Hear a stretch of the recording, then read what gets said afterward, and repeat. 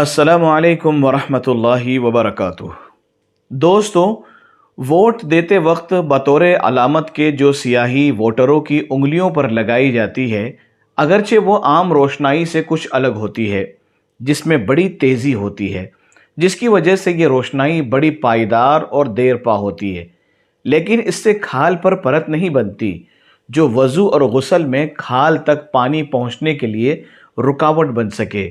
लिहाजा इसके लगे रहने से वज़ू और गुस्ल दुरुस्त होगा या नहीं, इसके ज़ेल में आपको 3-4 फतावा हम नकल कर रहे हैं। आप इस वीडियो को आखिर तक देखें ताकि आपको इसकी हकीकत पता चल जाए। मुफ्ती शब्बीर अहमद साहब कासमी लिखते हैं कि हत्तल इम्कान इसको दूर करने के लिए रगड़ कर यानी मल कर धोया जाएगा, फिर भी अगर नहीं जाता है तो वो माफ़ है।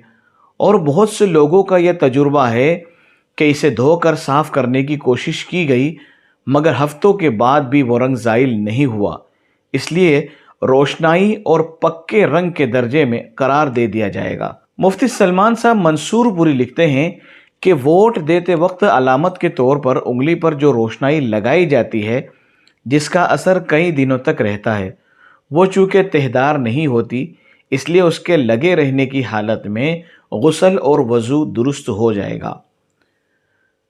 बाज़ हज़रात की राय यह है कि इस रोशनाई को छुड़ाते वक्त मामूली सी परत उतरती है, इसलिए ये वज़ू से माने होती है।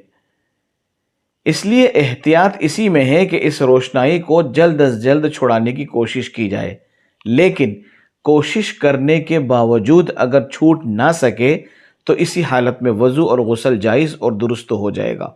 खुलासा यह है कि इख्तिलाफ से बचने के लिए बेहतर यह है कि इस रोशनाई को छुड़ा लिया जाए, लेकिन अगर कोई न छुड़ा पाए तब भी उसका वज़ू और गुस्ल दुरुस्त हो जाएगा। अल्लाह तबारक व तआला हम सब को अमल करने की तौफीक मरहमत फरमाए। आमीन। हमारे YouTube चैनल राहे सुन्नत को सब्सक्राइब करें, लाइक करें और शेयर करना ना भूलें। जज़ाकल्लाहु खैर।